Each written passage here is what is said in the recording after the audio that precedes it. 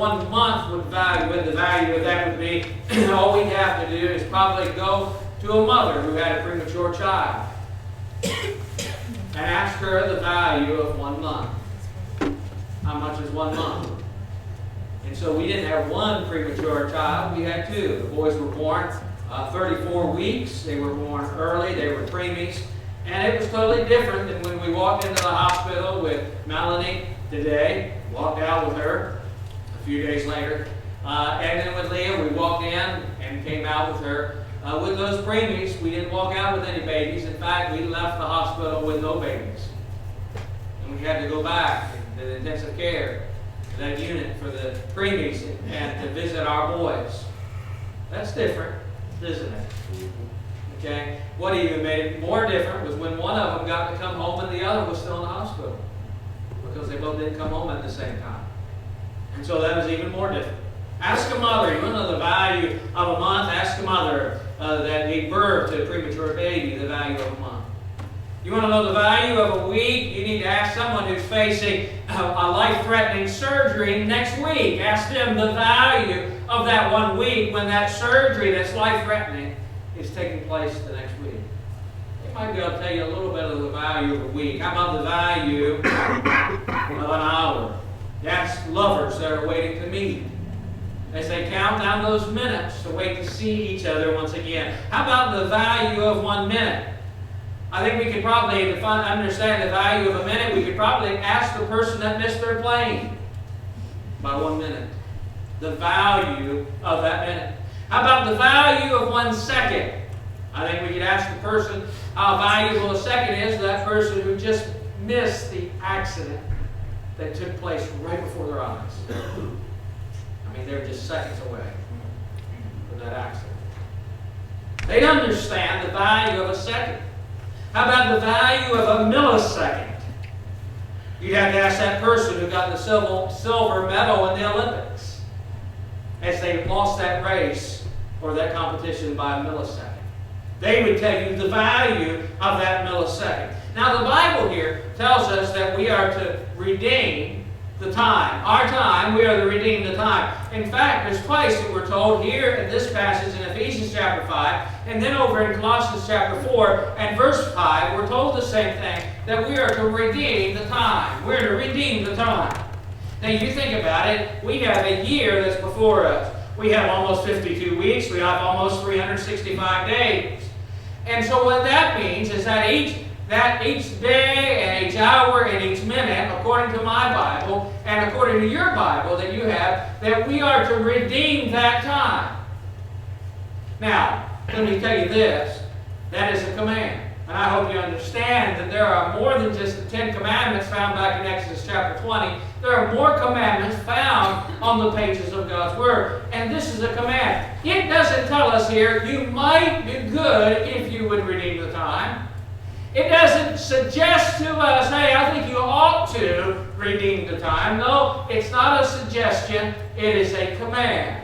Amen. And so we're commanded here in our Bible to redeem the time. Not a recommendation, not a suggestion, but a command. And so let's talk about that a little bit as we think about redeeming the time. I think if we're going to understand it completely, what that means is we'd have to understand the first thing is the meaning of time. What does time really mean? So I go to the dictionary and I'll ask Webster, or maybe I might get on my phone and say, hey Siri, define time.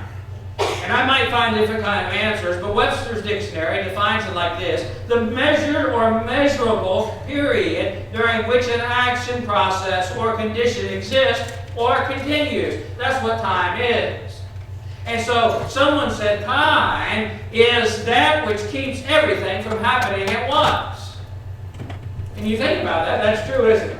Time, if we didn't have time, everything could happen all at once, but we have time. So when we think about time, we have to understand that time and the meaning of time, Webster's dictionary doesn't really define it. What I need and what you need necessarily enough, and even the quote of time is that which keeps everything from happening at once isn't really enough. I think as Christians we need a little bit more. So what is that? Well, I'd like to say this: that time, if we're going to understand it properly, time is a divine gift. We're given a gift of time. Amen. And it comes from God. All right? Someone said this, yesterday is history. Did you hear me? And it is, isn't it? Yesterday is history. Tomorrow is a mystery. Amen. Isn't it? Yeah. I mean, I don't know what's going to happen tomorrow. And yesterday's history. Yesterday's history. Tomorrow is a mystery. Today is a gift. That's why they call it present. Amen. When you think about it, time's a gift. Every day that we live is a gift. And what we also have to realize is God is the giver of life. And God is also the giver of the length of our days. Our days are in His hands. No one can create time but God. So when we think about time, the time that you have, the time I have, we'd have to understand that time is a divine gift. Listen to Lamentations chapter 3. Some of you might be able to quote these verses. They're powerful verses. But Lamentations chapter 3, verse 22 says, and 23, says, it is of the Lord's mercies that we are not consumed, because His compassions fail not. They are new every morning.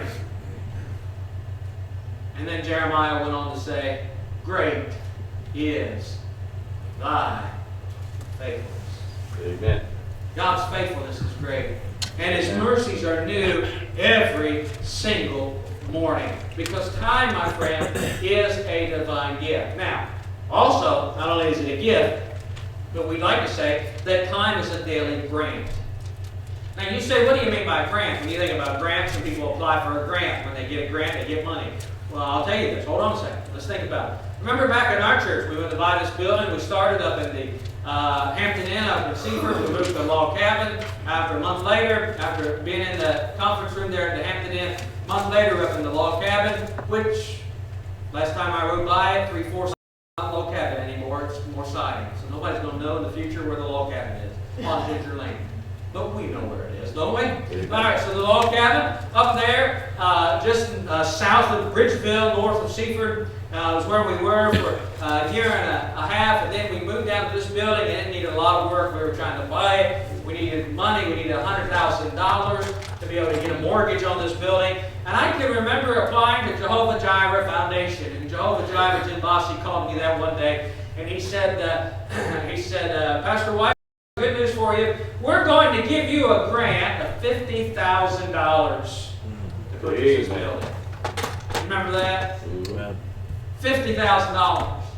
I never held a check for $50,000 in my life. I got the check and took a picture of it so we could always remember what God did in those early days of giving us that $50,000. Now let's say I took that grant, and I just kept it. Is that what I was supposed to do with it? No. No, I wasn't supposed to keep that thing. I wasn't just supposed to keep it, especially for myself. I couldn't. It was written Bayview Baptist Church. I wasn't just supposed to keep it and hold on to it. I'm to do something with that. And so it's a daily time. We'd say it's a daily grant. To illustrate that a little better, here's what Jesus told that gave us a parable in Luke chapter 19. There was a master and he had some servants. And he gave the servants some money. And he said, I'm going to go away for a little bit, but here's what I want you to do. Luke chapter 19, verse 13, he said, I want you to occupy till I come. That's what I want you to do. I've given you this money, now occupy till I come. And the word occupy means to do business. So what happened was, this one fellow who got some money, he took and doubled his money. And then the other fellow who took it, he doubled his money. But the one servant didn't double, he just kept it to himself. And the master rebuked that servant, in fact called him a wicked servant, because he didn't do his business. So a grant, occupy, means to do business. And so when we think about a grant, the time being a daily grant, I'd like to say this, that God has given us time, and it is a gift from God, and we are to use that time. The time that God has given us is to be used. Now, all right, here's where we understand the meaning of time. So I need help with my time. Okay, I need some management. And that's what we find secondly. Not only is time the meaning of time, but let's look at the management of time. If I go to any bookstore, Christian or secular, you know what you find? You find just all kinds of books on the shelves about time management. Everybody knows about time management. And so we're told in Ephesians chapter 5, I'm to redeem. I'm to buy up. I'm to redeem means to buy up. It means to make the most of my time. I'm to make wise use of it. In fact, verse 15 says, see then that you walk circumspectly, not as fools, but as wise. And then it goes on right to the next verse, redeeming the time for the days, because the days are evil. So I'm to use wisdom when it comes to my time. I'm to properly manage my time. Now let's use this as a simple illustration. And I think some of you would like this. I want you to think about your bank account. And let's imagine you get on, and maybe it's online, maybe you check it online, you go to your bank account, or maybe you get your statement, and you see that on one certain day you had 86,400 pennies deposited into your bank account. 86,400 pennies deposited into your bank account. Where did that money come from? And so you say, well, what's that equal to? Well, that's equal to $864, right? $864 on one day was deposited to your bank account. Then you say, man, where did that come from? But you're excited about it. $864. So you only say, well, I'm going to spend 100 of it, because I don't know where it came from, so I'll spend a little bit. So you spend $100. And so you go back the next day and you see another deposit of $864, but that $764 that you did not use is not there. I mean, it's not there. So that every day you realize that 86,400 pennies are deposited into your bank account, but if you don't use it all up on that one day, it disappears. But another day you get 86,400 pennies. Another day you get 86,000. So you know what you do after a while. You start using every single one of those pennies, wouldn't you? Because you realize that once